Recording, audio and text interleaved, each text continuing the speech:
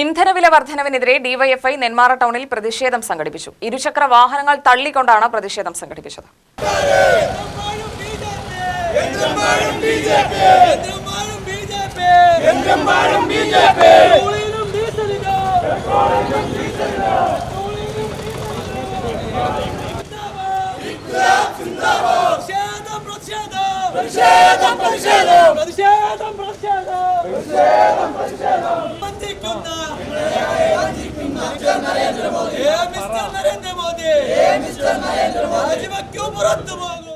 K Preman MLA പ്രതിഷേധ പരിപാടി ഉദ്ഘാടനം ചെയ്തു.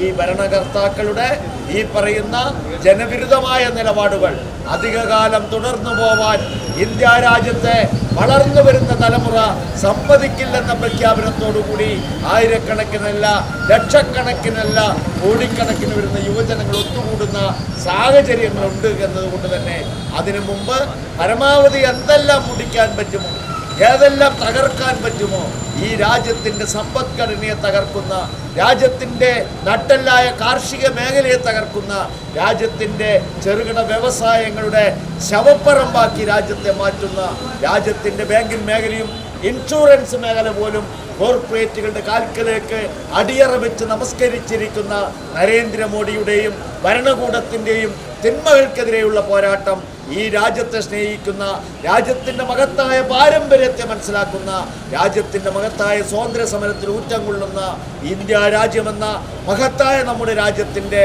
എല്ലാ പാരമ്പര്യങ്ങളെയും ജനാധിപത്യത്തെയും സ്വാതന്ത്ര്യത്തെയും മനുഷ്യാവകാശങ്ങളെയും അതുപോലെ തന്നെ പൗരാവകാശങ്ങളെയും എല്ലാം ചവിട്ടി മെതിച്ച് കടന്നുപോകുന്ന ഭരണകൂട ഭീകരതയ്ക്കെതിരെയുള്ള പോരാട്ടങ്ങൾ ഈ രാജ്യത്തെ വളർന്നു വരുന്ന യുവതലമുറ ഏറ്റെടുക്കുമെന്നതിൻ്റെ ദൃഢനിശ്ചയത്തിൻ്റെ പേരാണ് ഡിവൈഎഫ്ഐ എന്നുള്ളത് കൊണ്ടാണ് ഡിവൈഎഫ്ഐ ഇതുപോലുള്ള തിന്മകൾക്കെതിരെയുള്ള സന്ധിയില്ലാത്ത സമര പോരാട്ടങ്ങളുമായി മുന്നോട്ട് പോകുന്നത്.